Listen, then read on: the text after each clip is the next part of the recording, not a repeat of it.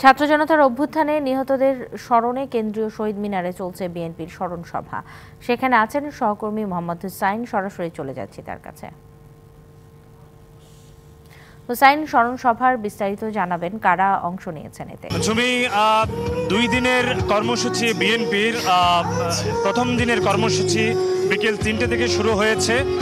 কেন্দ্রীয় শহীদ মিনারে যারা জুলাই আগস্টের গণ অভ্যুত্থানে নিহত হয়েছেন সেই সব শহীদদের স্মরণে কেন্দ্রীয় শহীদ মিনারে বিএনপির এই স্মরণ সভা। এবং বৃষ্টি বাধা উপেক্ষা করে কিন্তু বিএনপি নেতাকর্মীরা কেন্দ্রীয় শহীদ মিনারে জড়ো হয়েছেন। বিকেল 3:30টায় শুরু হবার কথা থাকলে কিন্তু তারও আগে থেকেই নেতাকর্মীরা এখানে জড়ো হয়েছেন। এই মুহূর্তে জাসাসের সাংস্কৃতিক অনুষ্ঠান চলছে, পরিবেশনা চলছে।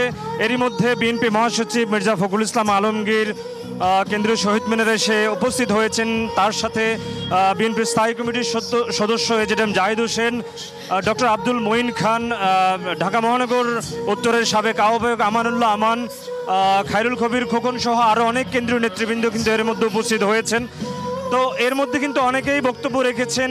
বিএনপি ছাড়াও কিন্তু বিএনপির সমমনা যে সব রাজনৈতিক দলগুলো রয়েছে সেই রাজনৈতিক দলগুলোর নেতারাও কিন্তু একটু আগে বক্তব্য রেখেছেন। 250-টিরও বেশি ডিজাইন অপশন নিয়ে ওয়ালটন স্মার্ট ফ্রিজ, বোঝে আপনার প্রয়োজন। তারা যেমনটা বলেছেন, এই জুলাই আগস্টে যারা নিহত হয়েছেন তাদের প্রত্যেকে শহীদি মর্যাদা দিতে হবে। একই সাথে শহীদ পরিবারদের পুনর্বাসনের ব্যবস্থা কিন্তু সরকারকে করতে হবে।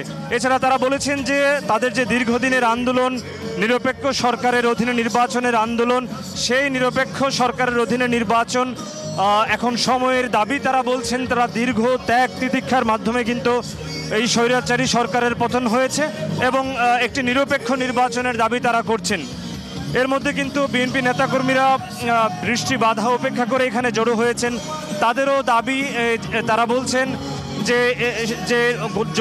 জুলাই আগস্টে যে গণহত্যা, সেই গণহত্যায় যারা নিহত হয়েছেন তাদেরকে অবশ্যই শহীদ মর্যাদা দিতে হবে। একই সাথে এই গণহত্যার দায় নিয়ে সাবেক প্রধানমন্ত্রী শেখ হাসিনা এবং আওয়ামী লীগকে বিচারের মুখোমুখি করারও কিন্তু তারা দাবি তুলেছেন।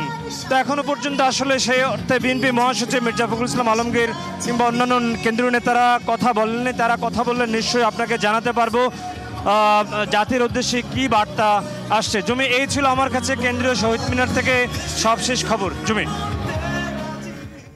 হুসেন, আপনাকে ধন্যবাদ।